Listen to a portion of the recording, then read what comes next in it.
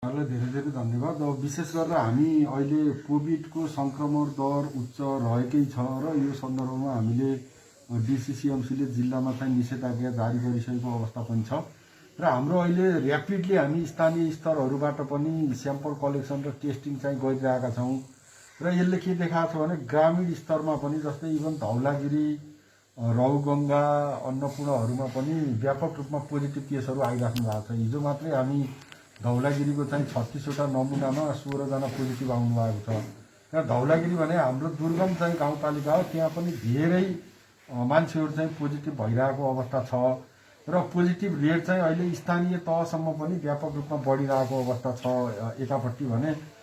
अर्कोतर्फ हामी विगत 3-4 दिनदेखि अलि क्लोजली हेरिरहेछौँ म्याग्दी ठेगाना भएको मान्छेहरू यहाँबाट रिफर भएको मान्छेहरू पोखरामा पनि डेथ भइरहेको छ र इभन 2जना व्यक्तिहरूको हाम्रो बेनी हस्पिटलमै पनि मृत्यु चाहिँ भयो कोभिड पुष्टि भएर।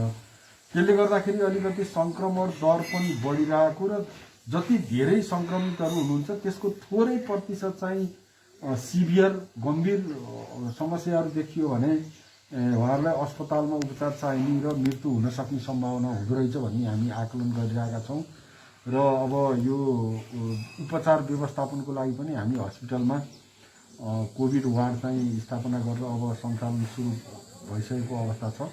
हामी अक्सिजन प्लान्ट चाहिँ यहाँ छ र एकातिर सङ्क्रमितहरू गम्भीर भएर अथवा सिरियस भएर यहाँ आउने क्रम पनि जारी छ र अर्कोतिर ग्रामीण स्तरमा पनि अलिक धेरै केसलोडहरू बढिरहेको अवस्थाले अलिकति संवेदनशील चाहिँ बनाएको छ हाम्रो। यता चाहिँ विशेष गरेर अहिले सबै स्थानीय तहहरूमा कोरोना अस्पताल छ 5 बेडको र अलमोस्ट धेरै स्थानीय तहहरूले त्यहाँ आइसोलेसन वार्ड पनि स्थापना गरिसक्नु भएको छ र केही सामान्य समस्या भएकालाई चाहिँ अहिले कोभिड अस्पतालमै राखेर उपचार भइरहेको छ स्थानीय तहमा र अलिक गम्भीर खालको जसलाई अलिक धेरै हाई फ्लो अक्सिजनहरू चाहिन्छ त्यस्तो व्यक्तिहरू चाहिँ यहाँ हस्पिटलमा आउनुभएको छ र हामीले यहाँ हस्पिटलबाट अक्सिजन सहितको उपचार सुरु गरेका छौँ। तथापि केही अलि अक्सिजन लेभल चाहिँ अलि धेरै नै घटेको धेरै मान्छेहरू हामी रिफर पनि गरिरहेका छौँ यहाँबाट, जसको यहाँ पनि हामी व्यवस्थापन गर्न सक्दैनौँ। उहाँहरू चाहिँ पोखरा गएर कोही उपचारको क्रममा हुनुहुन्छ, कसैको मृत्यु पनि भएको अवस्था पनि छ। यो उपचारको पाटो रह्यो भने अर्को चाहिँ हामी यो रोकथाम र नियन्त्रणको लागि केस इन्भेस्टिगेसन एन्ड कन्ट्याक्ट ट्रेसिङलाई एकदम फोकस गरेका छौँ। केस इन्भेस्टिगेसन जो पहिलो कुरो चाहिँ केस पत्ता लगाउनको लागि हामी स्याम्पल एकदम कलेक्सन गरेका छौँ। अहिले पनि हाम्रो 615वटा नमुनाको रिपोर्ट आउन बाँकी छ जो पोखरामा छन् ती नमुनाहरू र आज पनि हाम्रो सबै स्थानीय तहहरूमा स्याम्पल कलेक्सनको काम भइरहेको छ र जो मान्छे पोजिटिभ आउनुहुन्छ उहाँको त्यो बिरामीको हामी अनुसन्धान गर्ने र उहाँलाई चाहिँ आइसोलेसनमा राख्ने र उहाँको निकट सम्पर्कमा भएका व्यक्तिहरूलाई चाहिँ क्वारेन्टाइन राख्नको लागि सबै स्थानीय तहहरूले आफ्नो कार्ययोजना बनाएर काम सुरु पनि गरिसक्नु भएको छ। त्यसकारण यो उपचार व्यवस्थापन एउटा पाटो रह्यो र अर्को चाहिँ यो जनस्वास्थ्यको दृष्टिकोणले हेर्दाखेरि रोकथाम र नियन्त्रणको क्याम्पेनहरू गर्नुपर्ने, अभियानहरू गर्नुपर्ने, जनचेतना अभिवृद्धि गर्नुपर्ने र विशेष गरेर कन्ट्याक्ट ट्रेसिङ गर्ने कुराहरू पनि हामी गरिरहेका छौँ।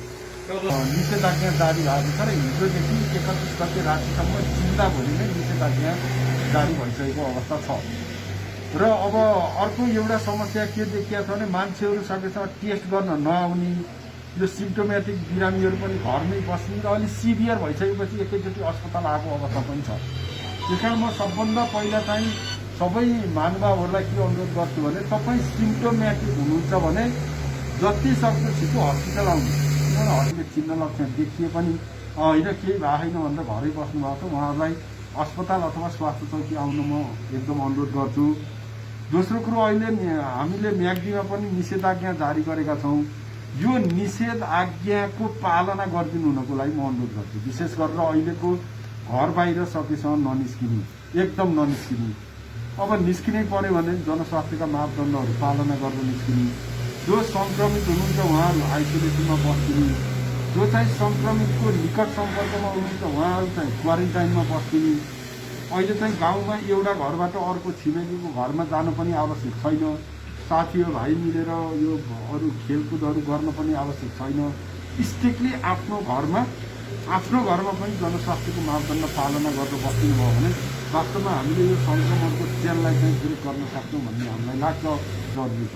किनभने अरूलाई देखाउनको लागि गरेको भन्दा पनि म चाहिँ कोरोना सङ्क्रमित हुन सक्छु, मबाट अरूलाई सर्न सक्छ, अथवा अर्को मान्छे कोरोना सङ्क्रमित हुन सक्छ, ऊबाट मलाई सर्न सक्छ भन्ने भावना हामी सबैले आम यात्रीवासीले राख्यौँ भने यो हामी एकदम आत्तिनु पर्ने अवस्था चाहिँ होइन। यसलाई मजाले नियन्त्रण गरेर 2 हप्तापछि हामी एकदम पहिला जस्तै सहज परिस्थिति निर्माण गर्न सक्छौँ। तथापि पहिला जस्तो सहज परिस्थिति भए पनि अब जनस्वास्थ्यका मापदण्ड पालना गर्ने कुरा चाहिँ हामी चुक्न हुँदैन। त्यसमा विशेष गरेर 3टा कुरा छन्। एउटा मास्क लगाउने कुरा, अर्को चाहिँ अरूसँग सामाजिक दूरी कायम गर्ने 2 मिटरको, र पटक पटक हात धुने अथवा हातको सरसफाइ गर्ने। यी 3वटा कुरा मात्रै हामी साँच्चै व्यवहारिक रूपमा गर्न सक्यौँ भने कोरोना सङ्क्रमण हुनबाट चाहिँ जोगिन सकिन्छ भन्ने लाग्छ। र म सम्पूर्ण महानुभावहरूलाई यही आह्वान पनि गर्न चाहन्छु।